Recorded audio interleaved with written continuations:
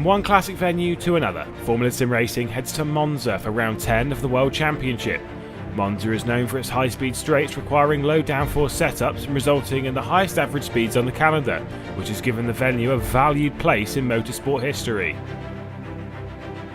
Going into the race, all attention was on Jurnej Simicic, as a win would secure him the title. However, he was unable to secure pole position. That went to GoSpeed's Janis Brakshock, who took his first ever Formula SimRacing pole position and GoSpeed's first in 2 years. The two ACRs followed, with Simicic's chief rival Martin Gosby out-qualifying the championship leader. Sandor Kalas qualified in 4th ahead of Robin Panzar and Eric Andre, who pulled off his and Flag to Flag's best qualifying of the season. Wojciech Lukaszek qualified in 7th ahead of David Mroczek and Petr Burlak, with Ivan Leonov reserving for Invictus rounding out the top 10. Ground Effect couldn't match their Spa pace as neither car could make the top 10, whilst both John Alesi eSports cars would start from the pit lane due to technical issues. It would get worse for Mohamed Patel as the issues became terminal and he was unable to take the start. The pressure was on the championship leader. If he outscored his teammate by 7 points, he is the champion. He certainly showed no signs of that on the start. He flew off the line and instantly took the lead. Brakshock and Gosby slotted in behind whilst they all made it through the Retifidio safely.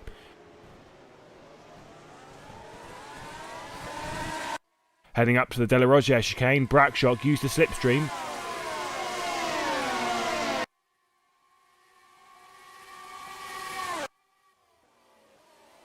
But he ran over the curb and lost out to both ACRs.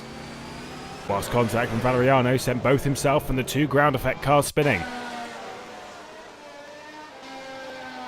A weird incident occurred amongst the pit lane starters as Kasdorp appeared to stall on his initial launch, catching D'Alessandro out, costing him his front wing. Eventually, this would result in a retirement. In the early laps, Brakshock was not hanging around and immediately set about challenging the ACR cars. The Hungarian used slipstream to make light work of Gosby. He now set about challenging race leader Jurnej Simicic, and a lap later he used DRS to good effect to make light work of the championship leader. Lap 9 and 6th place in Eric Andre became the first of the ultra-soft runners to pit, indicating he was on a 2-stop. 4th place Lukaszek pitted 3 laps later, but he rejoined behind the Frammy Autosport car of Giordano Valeriano, who was going long. He struggled to clear the Italian until he looked to make the move stick, but running wide allowed an Eric Andre through. To add insult to injury, the GoSpeed was jumped by Panzar. However, the Swede was forcefully jumped by Andre. Lukaszek used the increased momentum, but it almost ended in disaster and both went across the chicane. A swapper for Lukaszek resulting in contact with the barriers on the exit of Lesmo 2 was only going to lose him ground. The drivers starting on the alternate strategy, which included Fournier and Kirsch, were on course to make gains. With a one-stop strategy easily doable for them, they had a great chance of jumping their two-stopping rivals, putting them in striking distance of a top 10. Sure enough, when Fournier pitted, he rejoined in P11, way ahead of an Eric Andre who'd already made his second stop. With many cars ahead still yet to stop, he was on course for some solid points. Andre looked on course to lose out and was battling with Danny Van Der Neet and Michi Hoyer. He initially passed the Netrex at the first chicane. However, Danny struck back and went back in front.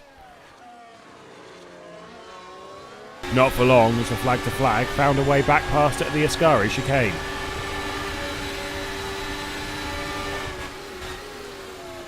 Whilst it was game over for Jos Araneda as clipping the grass on the exit of the Parabolica sent him into the barrier and into retirement.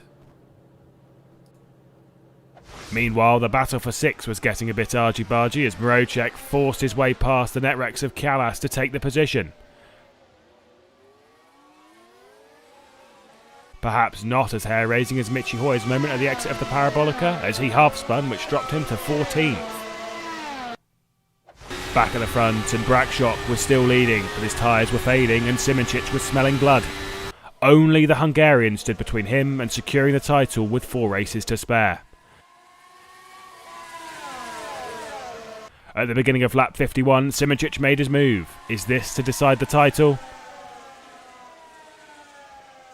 He made it stick, and Gosby was able to make use of the momentum.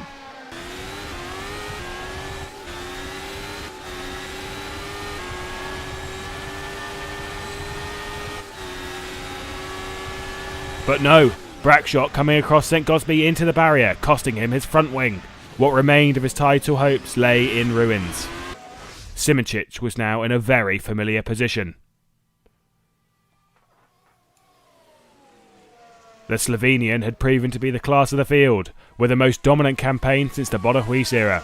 You couldn't doubt the ACR driver at any point. After finishing second 3 years in a row, it was time to take the top spot. Jurnej Simicic crosses the line and becomes the 2019 Formula SimRacing World Champion. Janis Brackshot came through in second, but was awarded a 20-second time penalty for the contact with Gosby. This promoted Robin Panzar to second and Petr Burlak, who drove a very quiet race, to third. David Mrozek finished in fourth ahead of Jeffrey Fournier and Daniel Kish, who used the alternate strategy to finish in fifth and sixth respectively. Janis Brackshot's time penalty drops him to seventh, whilst Martin Gosby, who originally finished in eighth without his front wing, was disqualified for not repairing the damage. This promoted the two stopping and Eric Andre, Wojciech Lukajek and Ivan Leonov, the latter picking up his first ever World Championship point.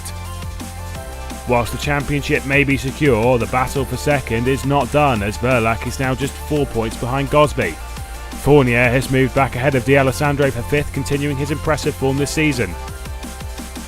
In the Constructors, only ACR and ACR Blue are still in contention, with the main team looking increasingly likely to secure the Constructors in Singapore. Whilst the battle for 8th is hotting up, Invictus and Ground Effect are level on 15 points and Flag to Flag just 2 behind. Thank you very much for watching this video. Highlights of the Singapore Grand Prix that took place on the 6th of October will be available soon, but the full live stream is available to watch on this channel. Don't forget to like this video and subscribe for more Formula Sim Racing content. For now though, there is no doubt that the day belongs to Jurnej Simicic, who after 3 years of finishing runner-up, is now the 2019 Formula Sim Racing World Champion.